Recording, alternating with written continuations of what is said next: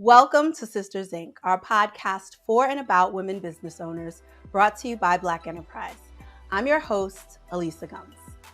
Black women are the fastest growing group of entrepreneurs in America. And on every episode of Sisters Inc., we'll sit down with one successful CEO and share how she slays the challenges of being a Black woman in business. Well, today we're sitting down with two in an episode all about taking over a family business. We're chatting with sisters Alisa Lawrence and Nilaja Young of family-owned and operated New England Sweetwater Farm and Distillery, which produces handcrafted spirits such as vodka, gin, whiskey, rum, and a very yummy moonshine. This is the first for our podcast to have two guests and sisters at that. So welcome to Sisters Inc., Alisa and Nilaja, and thank you both for sitting down with us today. Yes, thank you for having us. Thank you for having us, Alisa. It's so fun to be able to interview another Alisa. I know. Take me back to pre-2020, which is when you bought the business. Neither of you were in the spirits industry. What were your professional histories before you became distillers? So I was in the medical field in healthcare. I managed a health clinic for 10 years, and then I moved on to pharmaceutical sales. And I was in the entertainment business as a personal manager. I managed music studios, recording studios, and such for about 20 years. Alisa, I know your background was a little more entrepreneurial because of your work in the entertainment industry. Yes. Nilaja, did you ever think you'd be an entrepreneur? I did at one point in my life, but then I quickly realized that maybe not. Healthcare was always my thing. But then after we, encountered this, I was just like, yeah, maybe I was meant to be an entrepreneur all along. Absolutely. Absolutely. So speaking of encountering this, it was your cousin Robert who founded New England Sweetwater in 2015 and who approached you about buying the business because he wanted to keep it in the family. So that's a big ask. It is. What were your initial reactions when you heard that? Well, I think because it was the pandemic, we were a little bit more open to pivoting to something like that. And we were just like, we're not going to have to move to New Hampshire, right? Though, and we'll do it. Yeah, sure, we're so not moving though. We're not moving. We'll do, I'll do a week, she'll do a week. We'll just, work it out quickly. Week one, can't do it. Yeah. We've got to move to New Hampshire. Yeah. So, it was fine. We did it together as two separate families, moving in under one roof for about 6 months, just to so that was interesting. It was an ask that we thought was necessary for us to take on. Yeah. Just in terms of legacy, generational wealth, family, the history, and just the whole, in the spirit of being an entrepreneur. I mean, this was like an amazing offer. Right. So why not? I think that's such an incredible answer. And it shows that you have a true entrepreneurial spirit because you have jobs. It's not like you were sitting around with nothing to do. Right. You have jobs, you have families, you're based in New York, you know nothing about distilling alcohol. Nothing. And your cousin says, hey, do you guys want to buy this distillery that I built in New Hampshire? And instead of you saying, this is crazy, you said, this is a great opportunity. Mm-hmm. Yeah. And how often do you get an opportunity like this? Right. How could you pass it up? How could we pass it up? We saw the opportunity and Absolutely. we said, you know what, why not? We saw the opportunity to scale it, to take it from the mom and pop, the local retail community, and to expand it, regionally and statewide, regionally, and then throughout the nationwide. So why not? Let's do it. We're up for the task. There's 4 of us. Let's do it. Well, collective wisdom, quote unquote, is that you shouldn't do business with friends or family. Yeah. Did you have any concerns going into this about taking over the company from a relative, or any worries that it could be a bad decision for family or bad for business? I mean, I think I know, I'm really like the really level, just like whatever, go with the flow. It's going to be okay. Yeah. Everything's going to work out, and there are a lot of bumps. And I think I don't think there was a thought about taking it over from my cousin, and just in terms of just making sure that all the paperwork was right. We treated it like we treated it like he was a stranger. Right. We got an attorney. We had our contracts done. Everything was done as though he was a stranger. So then that takes out any, ambiguousness or any, weirdness about it. And we just did it on the up and up and on the level, you know. And then as far as all of us working together, we're all different personalities, and we're just trying to figure out who fits into the right job, right? And we all sat down and actually talked about that. And we still do. Yeah, and we still have our moments where we're like, I just can't. I've got to walk away. Yeah. But we all understand what we have here. Mm-hmm. We understand that this is bigger, I think, than anything that we could have imagined we would be doing at this time. Absolutely. And together, and then for us, we've had so many high highs and so many low lows, because when we moved to New Hampshire, our mom, who also lived there, was diagnosed with lung cancer as soon as we got there.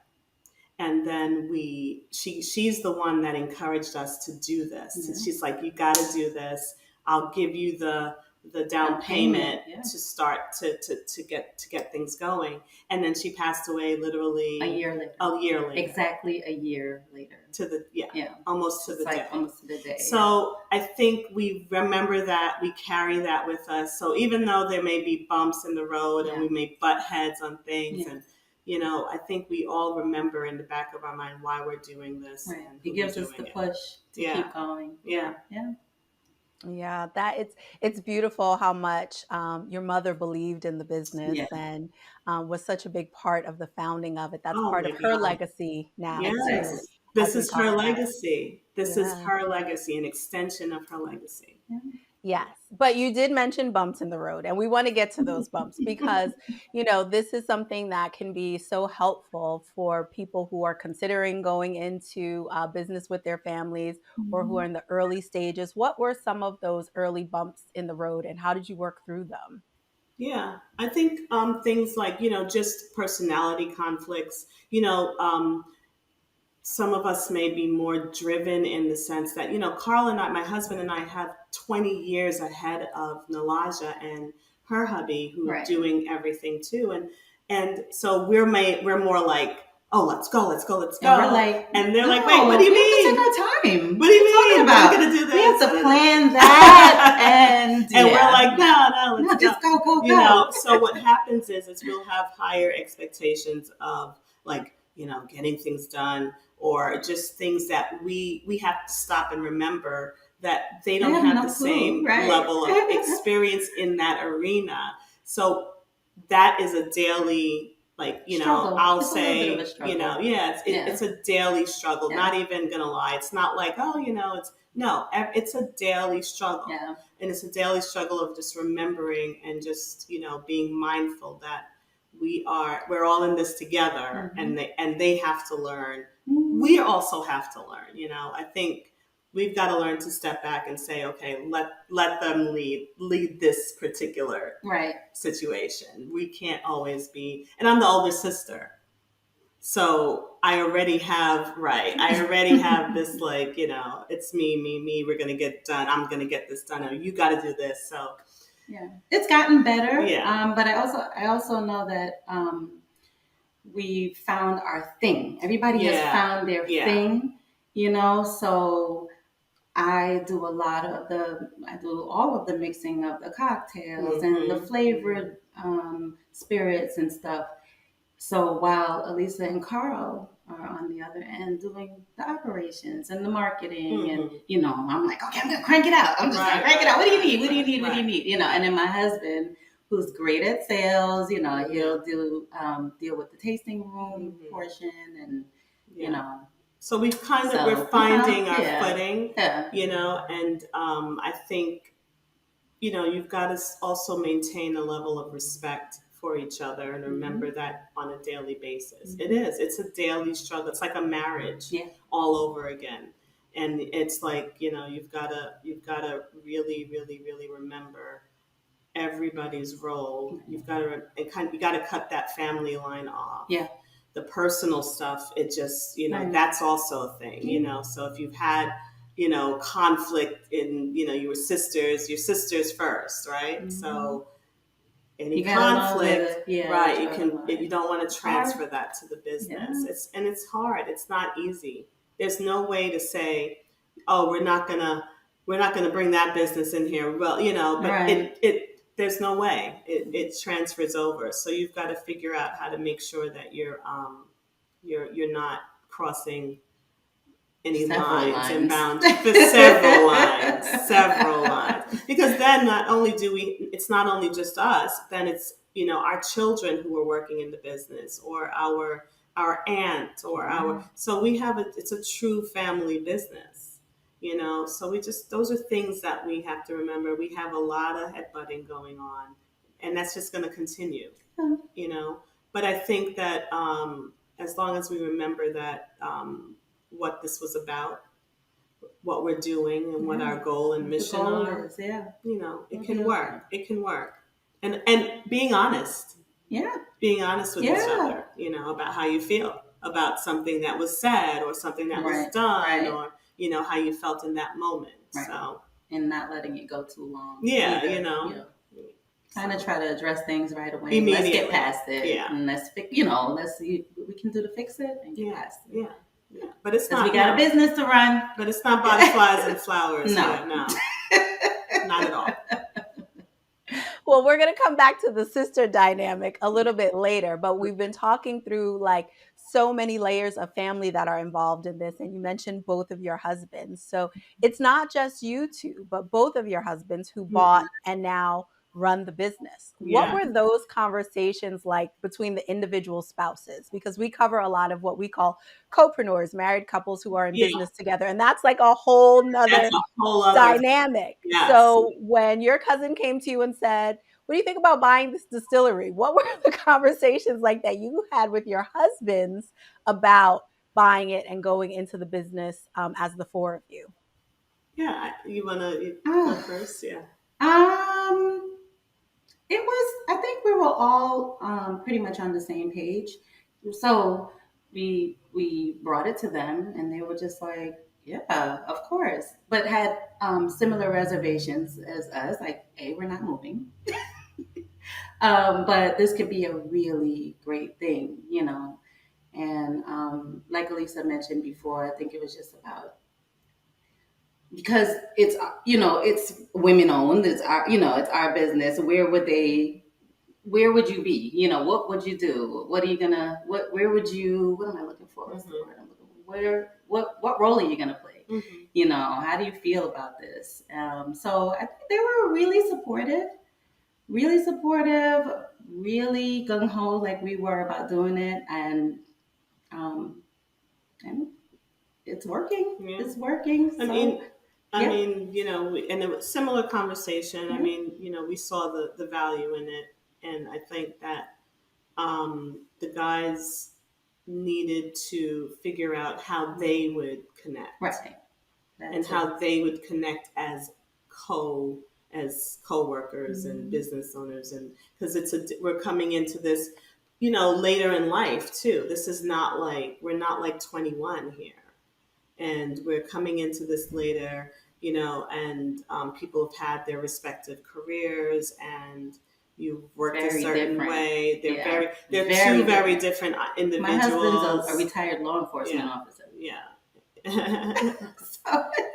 And mine was in the music business and just, has been an entrepreneur his whole life. Yeah. So it's very different. They were very different individuals, but I think everybody's found their footing and figured out a way to work. Mm-hmm. And even if sometimes you're not feeling each other that day, it's like, you know what, guess what? I'm going to go home. Yeah. Or I'm going to just, remove myself from the situation, because the truth of the matter is just like we would have differences, they're going to have differences, and men, it's just, sometimes it's more just about, like, yeah, well, I'm going to fix backing down. And I'm going to do this, pull out my tool belt and figure this out. Like, can we just hire somebody? That's right. Yeah. So, sometimes you just got to let people go through the process too, and let them do it. And so it's good though. We've all found our thing, and we can all kind of bring it back again full circle to what the goal and the mission is, Alisa mentioned earlier being the older sister and how sometimes family dynamics spill over into the business. Nilaja, what's it been like working with your sister? And is it what you expected it would be? For the most part it was. But I never worked with her before, especially not in this capacity. So certain things, I guess I'm just used to my sister. You know what I mean? Right. And then at certain times when she would either say or do certain things, I'm like, well, what's her problem? You know what I mean? Right. And then I quickly think about what we have going on, and then I'm like, oh, you know what? I need to take the family, the sister out of it. Right. And so that's what I've learned to do. She's never seen me in this capacity. No. We've never worked together. I'm typically a very even-keeled person, but there's something about working in a business that takes that. You're almost like a different person. Well, it's like anybody. You go to work, you leave whatever at the door, right? So that's what Alisa was doing, and I was like, "Hey, right. And she's like, we need to do this, this, and I'm like, oh yeah, right. In the beginning at least, right. And so it was just like she just had to see us in this capacity, see me in this new role. Yeah. And her and I have never had any conflict. Ever in life. But in the business now, there's conflict. Yeah. But it's resolvable. Yeah. We're not like, I'm not going to talk to you ever again. I hate you and never want to see you again. That's not what's happening. I think that's helpful too, being the age that we are. Yeah. Age with age comes experience and maturity. And so I think it's been very helpful. Yeah. So you've mentioned that you guys have had lots of conversations as a foursome, that you sat down and talked everything out, and that you continue to have these conversations. Mm-hmm. And, what I'm hearing is that there also might be some different approaches to business, that some of you may be more conservative versus risk-taking. You have different timelines of when you think you should do things. And I've spoken to a number of family businesses about how they came to these conclusions. How did you all sort out things like the ownership structure, what your roles would be in the company, how decisions would be made? Like, did you sit down and lay out the groundwork for all of that at the beginning, or have you been learning to do that as you go? So I think because my husband and I had the background in independent, being entrepreneurs, we knew how the structure should go. And then I knew that for an industry such as distilling, we needed to, and the fact that we had the advantage of being women, and that there's so many opportunities available for women-owned businesses, I knew that the structure needed to be that we were at least 51% women-owned and led. So that was the first thing that actually helped us with our structure. And what was great is that we have such supportive husbands that, they got it. We're like, okay, 50-50 ownership for the women, and then we'll be on the board or whatever it is. And they got that, so, and they got the need for us to put it in that structure so that the business could thrive even more. So that's how we formed it, and that was the original basis for forming it the way that we did, and that's what led us to do that. Yeah. And how do you work it out amongst the four of you when there's a difference of opinions? When one of you is like, we should launch this now, and someone else is like, we should wait, and someone's like, we should reinvest these profits, or someone else is like, we should do something else with them. Yeah, we talk it through a lot, but ultimately, because Alisa and Carl have the experience, we kind of default to what we but what we're doing now is we've hired people, fractional CFOs and advisors, our accountants and our lawyers. We utilize their services as a team, and we make an informed decision, because it was great in the beginning to do that. It's great because we got the business up and running again. We got everything out the door. We did what we needed to do. We upped the marketing. We did everything. But now these guys have had the experience now enough to know and understand that when something like, do you guys want to go out for the next capital raise? Are we going to raise some funds? Like, what do we want that to look like? Do we want it to be debt or equity? Yeah. They understand now what we're talking about. Yeah. So they can help to make the informed decisions, and having a professional kind of come in and speak to it. Right. So they're not just hearing it from me or from my husband and we're like, yeah, this is what it is and this is what we should do. Right. Because then you're more inclined to just say, okay, I don't know what you're talking about. We'll do it. But if we have the professional who this is what they do, this is their wheelhouse, speaking to us, even if Nilaja says, so what do you guys think, blah, blah, blah, I know that she has the information and she can also help to make those informed decisions. Yeah. Having been at this for a few years now, what would you say are the biggest challenges of owning a family business? Capital. Logistics. Well, for us, it's for our specific industry, and well, from a family standpoint. It's time, because what happens is my daughter was getting married a few years ago. Guess what we had to do? We had to shut down the whole business because we're all at the wedding, right? And we all want to go to the wedding. The whole family is working in the business. You have to shut it down. Right. So making sure that you put other people in place that are not, necessarily family members, opening it up, being okay with feeling like, okay, I can open it up to strangers, be okay with just making sure that you take your time. Everybody has their time. There are times when we're working 30 days straight in the business, and we need to remember that everybody needs their time. Mm-hmm. So that's a big thing.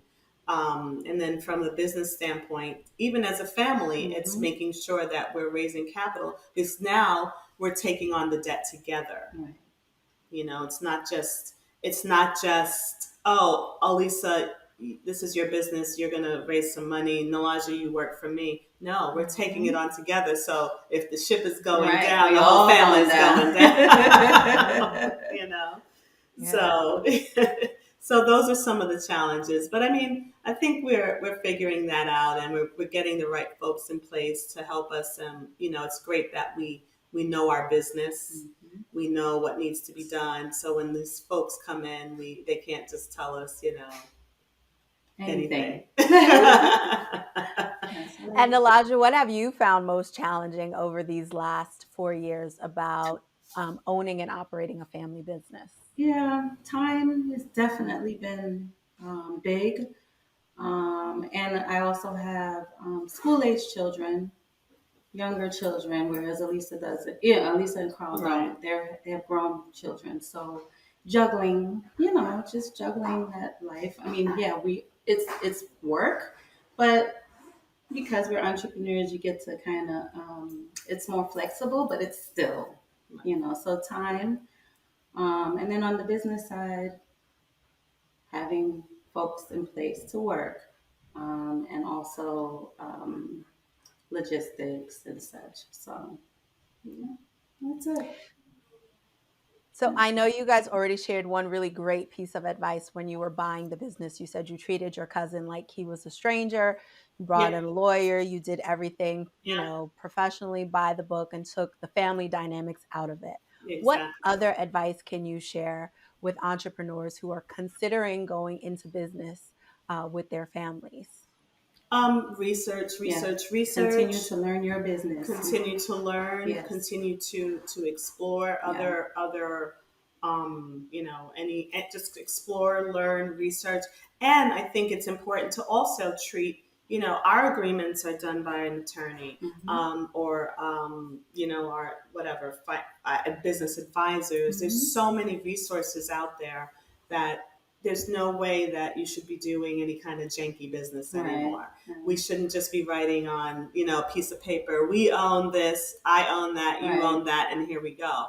It needs to be done right. I think handle your business on the back end. And I think that the other thing is actually sitting down and talking about expectations. Somewhat, just in the same way you would interview someone for a job, like Nilaja, this is what we want to accomplish. These are what the expectations are of your end. Kenny, this is what's, and so on. Right. So I think that that's important, because then there's no, even though there will always be some sort of, conflict. Yeah. It won't be about what the roles are. Right. It won't be about what the expectations are and what our goals are. Yeah. In the beginning. So meetings and just, we haven't, it's funny because we would sit down and try to have these formal meetings. You're supposed to have your meetings and they just turn into like conversations about, what my nephew did last night or whatever. and how, annoyed she was or what I did to me. So we do have a lot of informal meetings and discussions, but I think that kind of helps to ease any kind of stress or tension. So it's definitely making sure that you guys understand your all of the expectations of each other. Right. Yeah. And have you learned over these past few years different or better ways to resolve conflict? No. I think we have. I do.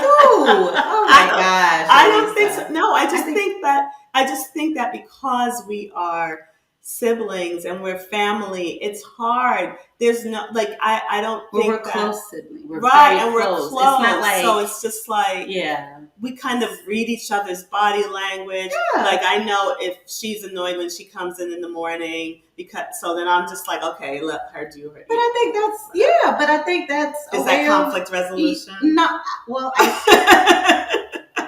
yes. See, no. So no. We're learning every day. Well, thank you for keeping that 100% real with us. We just did it.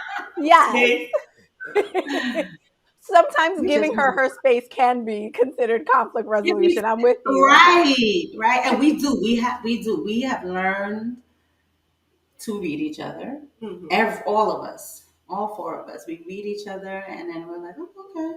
Okay, this is the day that it's going to be. Stay right on there. I'm going to do what I need to do. Until that conflict is resolved within that person. Yeah.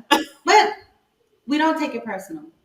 You don't take it personal. That's hard. And you don't take it personal. It's hard. But you have to keep that mantra in your head every day. Don't take it personal. No. Don't take it personal. Because it's really not. It's not. Yeah. So you bought the business from your cousin who learned distilling from his grandfather. Mm-hmm. Your mother invested in the business. Mm-hmm. You co-own it with your husbands. Mm-hmm. You have an aunt who works for you. Your children work in the business sometimes. For you, a huge part of this is building a family legacy. Mm-hmm. Can you share what exactly that means to you and why it's so important? For me, it just means making sure that something is in place for the generations ahead, that we're part of history somewhere in this crazy world, and then just something that's tangible that they can hold on to and understand that they can do that they can, exactly. Because again, we are still chickens, but I don't know how spring. But it's like at any stage in life, you know what I mean? You can still accomplish something major like this, We're, it's like, I feel like I'm on my third career already. And it's great because it shows them, like you said, that they can do this too. Yeah. Whether it's the distilling business or something or anything else. You can do it. That you can do this. And I just think it's so important for people to see that there are there are things out there other than being a doctor, a lawyer, a nurse, teacher. We would have ever thought. Right. We would have never. We're first generation Americans. Yeah. Our parents are Caribbean, so that meant you're going to college, but not only you're going to college, you're going to be a doctor, a lawyer, nurse, or you're going to get a government job. Or you're going to get a government job. So this was so the fact that our mom had the wherewithal and the fortitude to see that, oh, you know what, they can do this too, was brilliant. So we are internally grateful to her, and I think that the kids see that. So hopefully, even if they decide that they don't want to be distillers, and we put things in place so that it'll always be an operation. It'll always be some percentage of family owned, and that they can benefit from it for years to come. Do what they want to do. They may want to be an artist or whatever, but they will now have the opportunity and to do what they want. And that's what it's about, giving people the opportunity, Yeah. Well, thank you so much, Alisa and Nilaja, for sharing your small business success story. Everyone out there, please take a look at the company website, newenglandsweetwater.com. You can also follow them on Instagram and X at NE Sweetwater, or on Facebook at NESF Distillery. Check out the podcast channel on blackenterprise.com to find Sisters Inc. and other podcasts from Black Enterprise editors, writers, and experts. Be sure to subscribe to Sisters Inc. on Apple Podcasts, SoundCloud, Spotify, or YouTube. And if you like what you hear, show us some love by leaving a 5-star review or put a sister on by spreading the word.